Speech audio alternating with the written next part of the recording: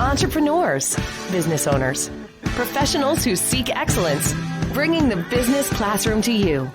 It's the Business Builders Show.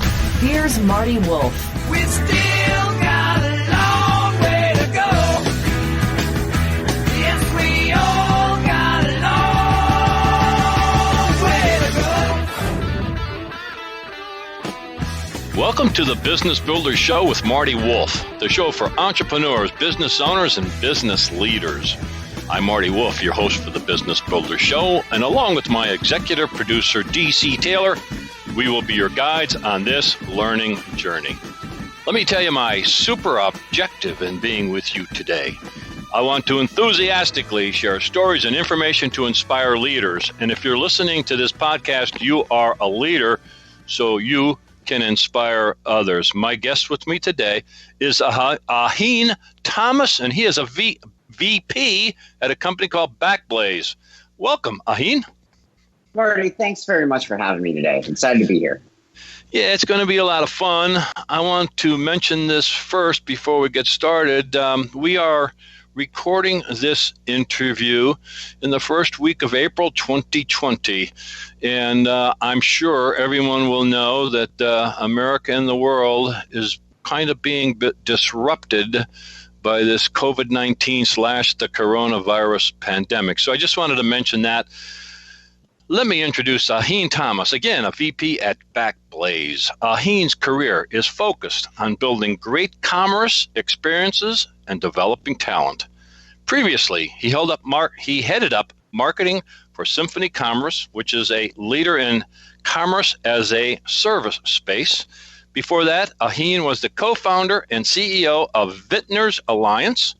He led the company through its Series A and introduced the industry's first data co-op, pioneered the introduction of programmatic, that's always a hard word for me to say, display for alcohol in the United States, and co-authored California's current regulatory regime governing alcohol transactions.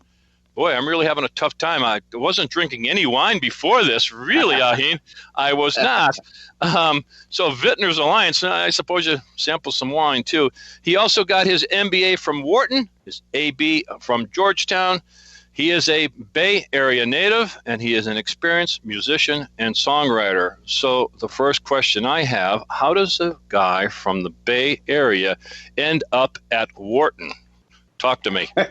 I started my career as a songwriter, realized that I didn't want to do that professionally, and thought to myself, I love branding, I love pop music, and said, okay, well, where else can I do that? And happy to go into further detail, decided, you know what I need to do? I need to become the CMO of Williams-Sonoma.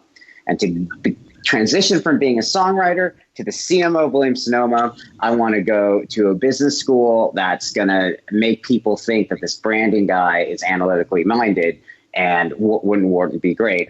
And that was my entrance essay. There you go. So I don't know about the second part of that. You went to Wharton, but the second part of that come true? It did not. So the funny part is the CMO of Williams-Sonoma for almost 40 years is a mentor of mine. I was interviewing him for my entrance essay, and that was fantastic. You know, he was like, "You're coming for my job?" Well, yeah, not exactly, sir. It is unlikely I'll be the CMO of Williams-Sonoma, but he was the co-founder at my wine company. So I had the great fortune to get to work with him for 5 years.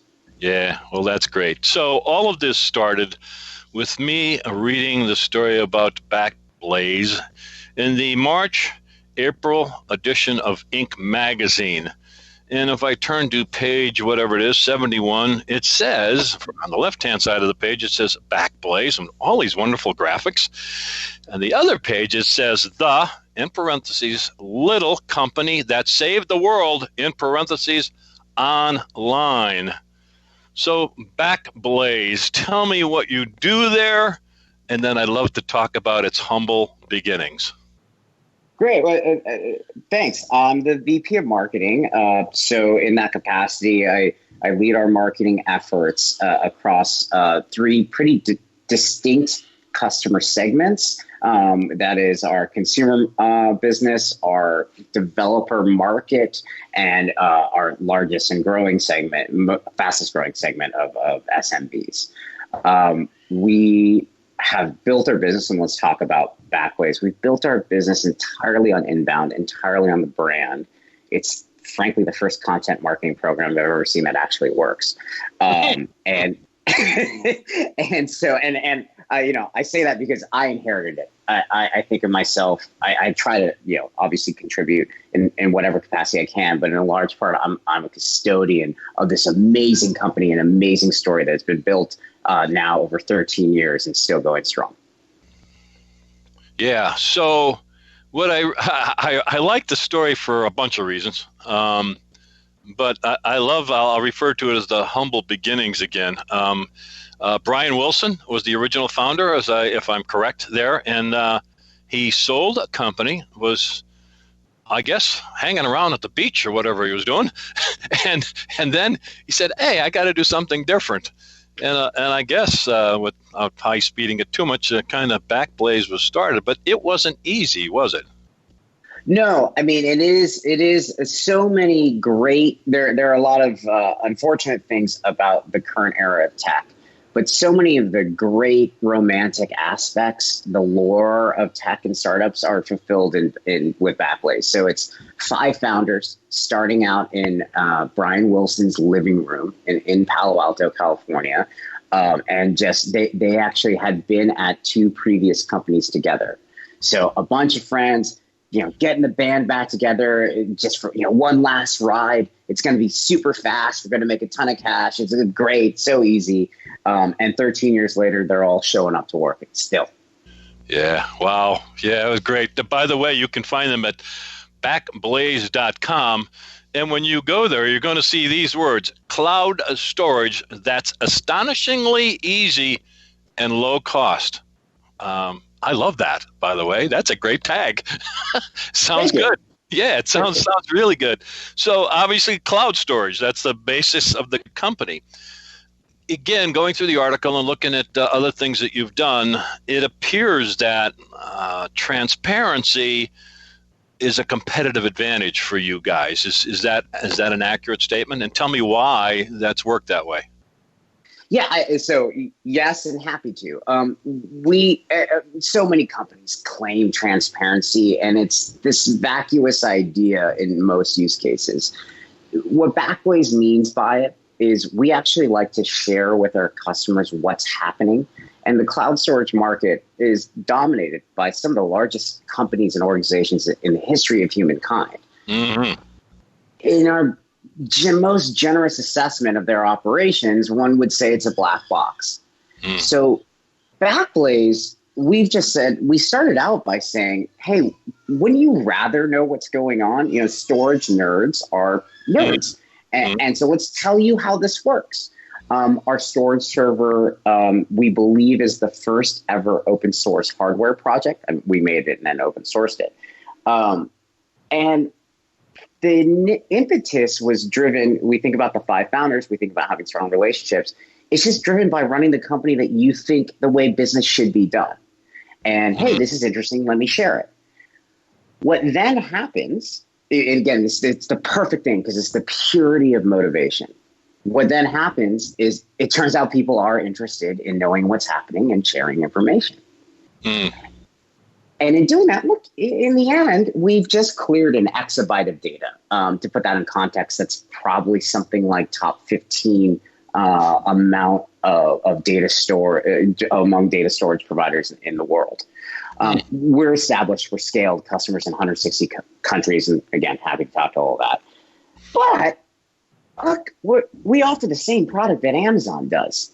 And so how are we going to convince people that this little company of 130 people doing $40 million, and you might want to sit down, actually profitable? That is special. Maybe we should pause there for a second. Well, and that's part of the, and by the way, we've actually published our COGS on our blog. Here's the cost of cloud storage. And no one else has done that. And for any of your listeners out there, it's this open challenge. we've published our COGS, which means, and I've done it personally. I think it's inappropriate for me to publish it on our blog. You can split out the balance sheet now of AWS, GCS, and Microsoft's Azure. You can create one. Yeah. Anybody want? Yeah. So why do we do all those things? One, we think it's interesting. Other people aren't doing it.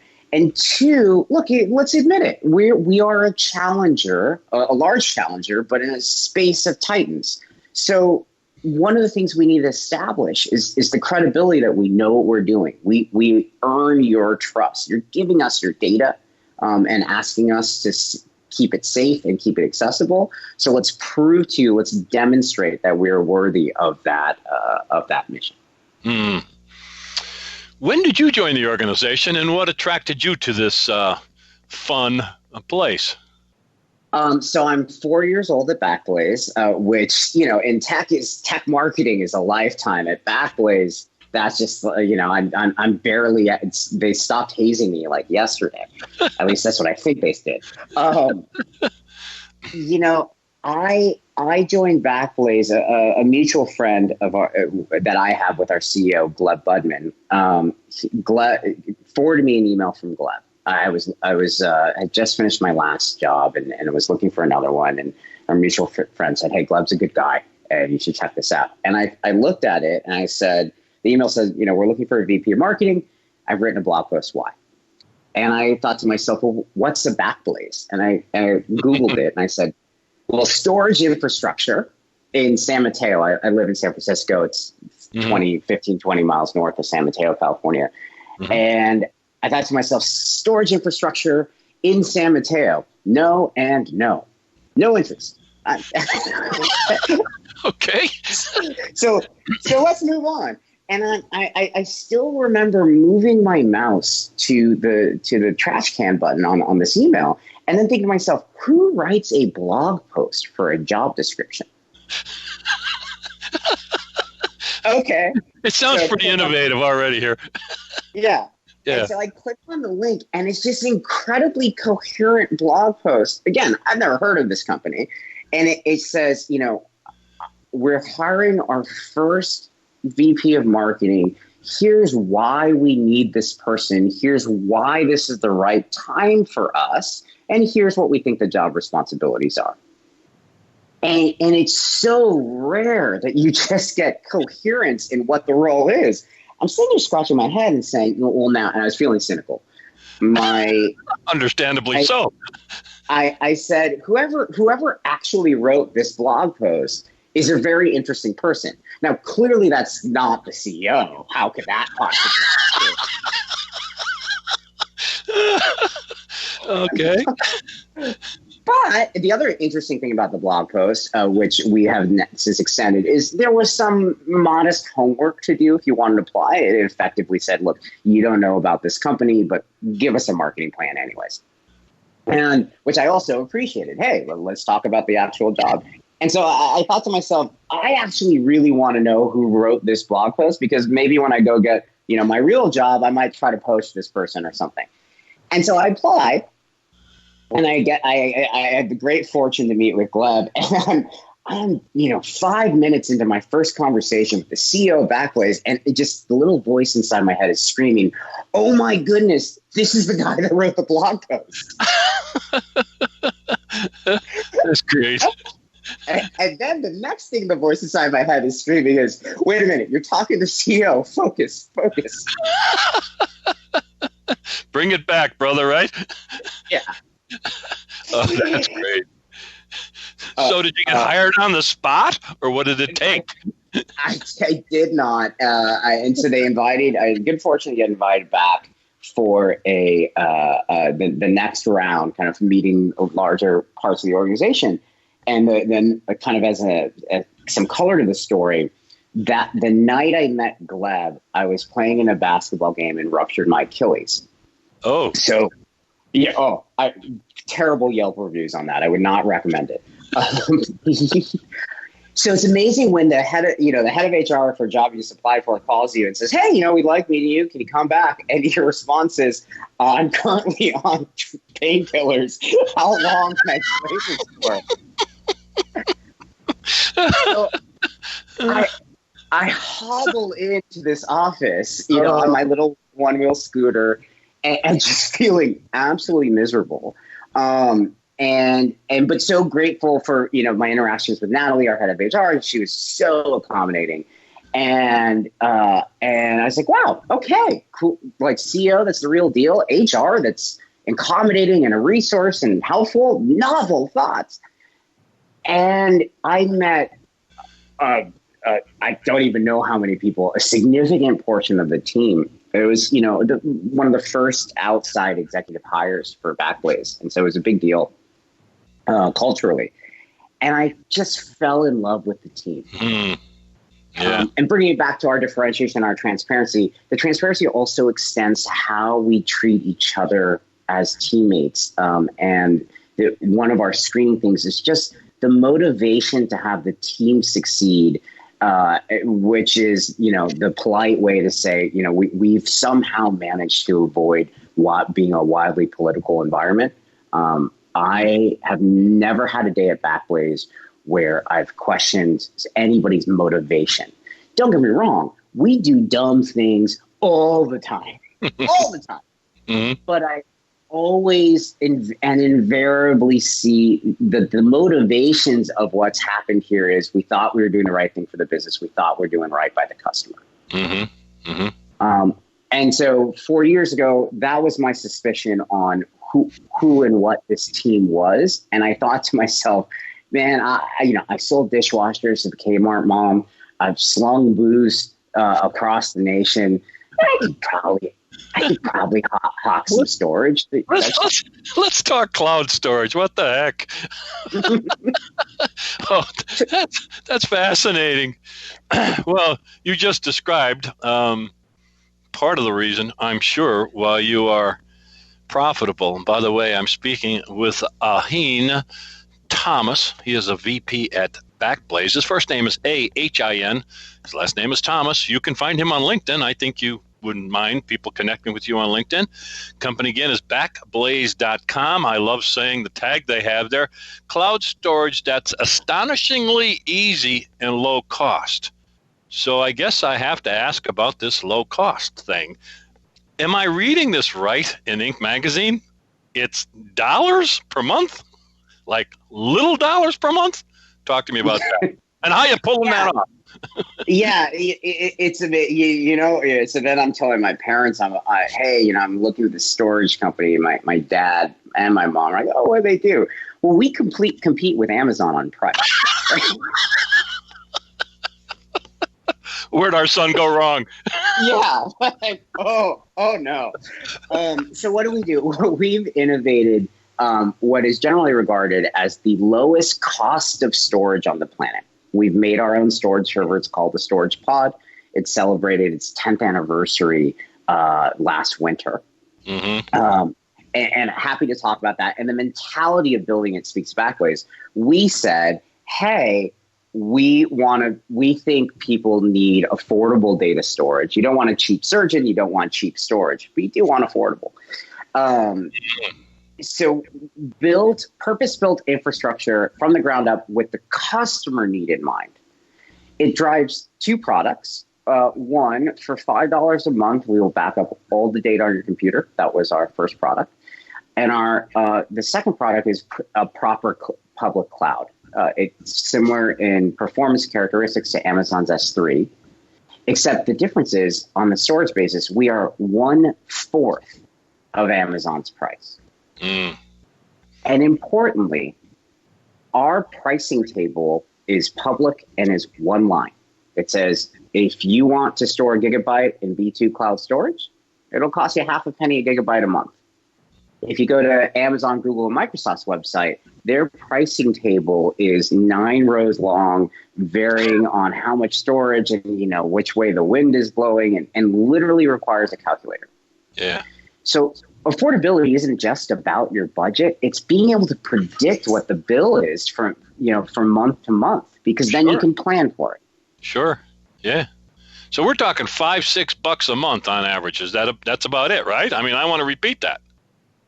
Yeah. So if you're on your computer, you're storing less than a terabyte. So we have a specialized software product called Computer Backup for $5 a month. It is all you can eat. If you have attached drives, we have people storing hundreds of terabytes. But for businesses, we charge a half a penny a gigabyte per month. So translating that for units of measure, it's $5 a terabyte per month. Right. And if you have a storage server that's 2, 3, 4, 5 terabytes, then that's 25 terabytes per month. And now all of a sudden, your business is protected. Your data is in the cloud, which means it's offsite and accessible. Mm-hmm. And you've moved your infrastructure costs from depreciating operating expenses, because you're buying this hardware that usually lasts somewhere in the neighborhood of 3 to 5 years if you're maintaining it. And by the way, then you need to hire somebody. Mm-hmm. So you're moving that that CapEx, I should say, to OpEx, which is, I pay these guys $25 a month. Everything is fine. They do the maintenance. It's constantly online. This is great. Yeah. What's not to like about all that? So I also like the part, I have more notes than I can possibly cover here. But I want to talk about Brian at first really didn't like venture capitalists. I understand that, by the way, being a business consultant and coach. I understand that.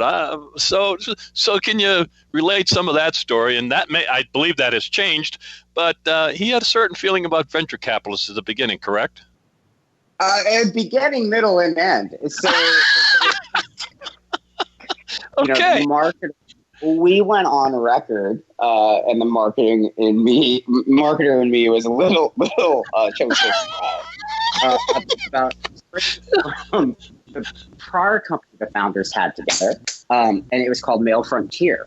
That was a traditionally VC-funded company, and candidly, the venture capitalists forced a sale, and they got their money back.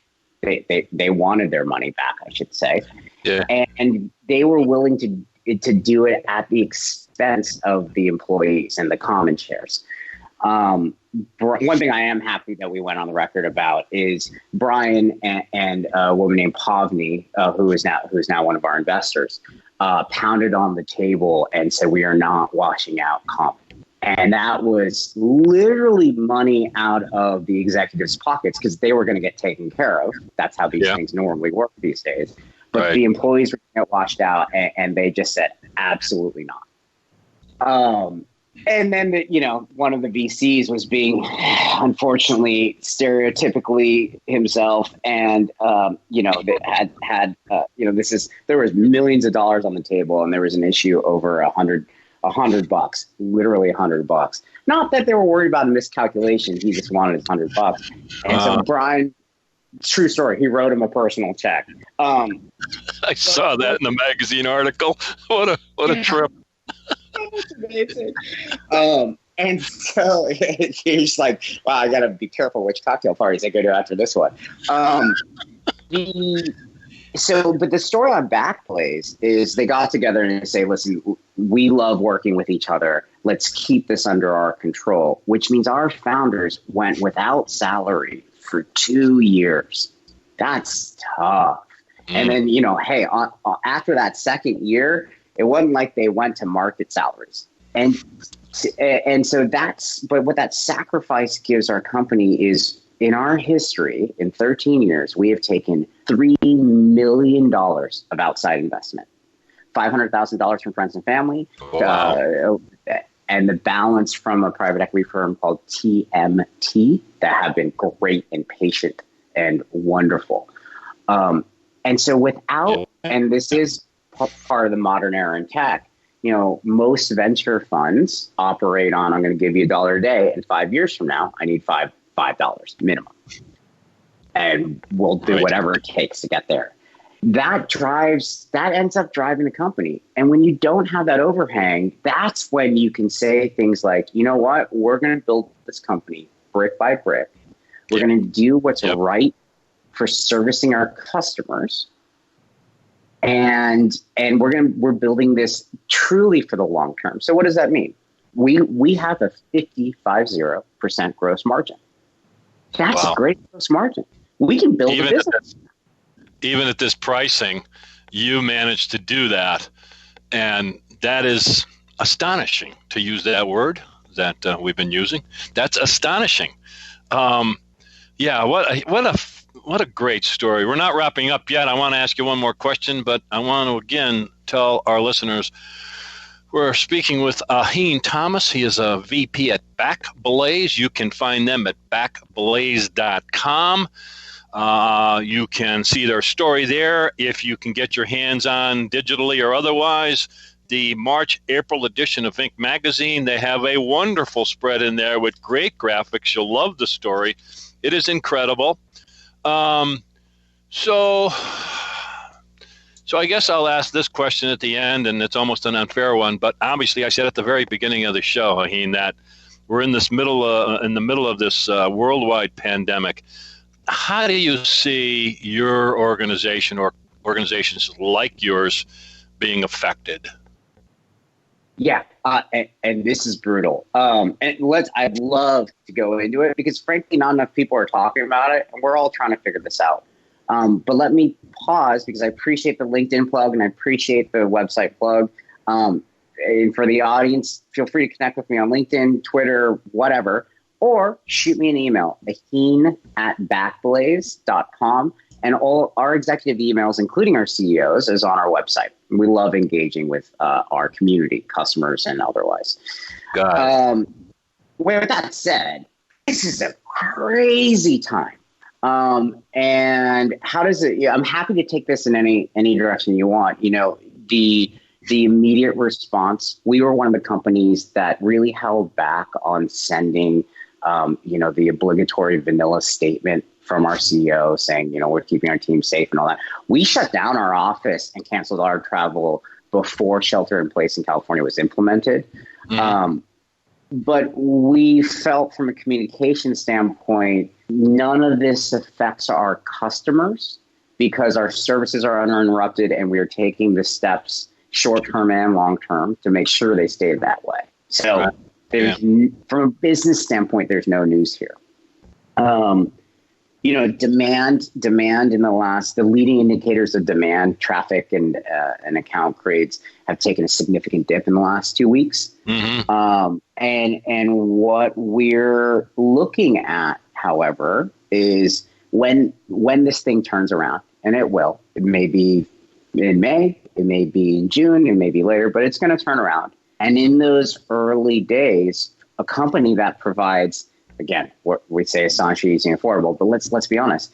Storage I can use, save money, and create business agility. Those are going to be attributes that are going to be very marketable as people get back to business. Mm-hmm. And so another aspect we're working through is we don't want to be, there are two issues. We don't want to be predatory, and we don't want to be interpreted as being predatory. And, perception and reality are often two different things. Mm-hmm, mm-hmm. Well, we could probably spend a lot more time on that, but this has been fun, interesting, valuable. Again, Ahin Thomas, VP at Backblaze, has been my guest. Thank you so much for being part of the Business Builder Show, and I hope I can speak with you again soon. Anytime, Marty. Thank you very much for having me. Bringing the business classroom to you. It's the Business Builder Show with Marty Wolff.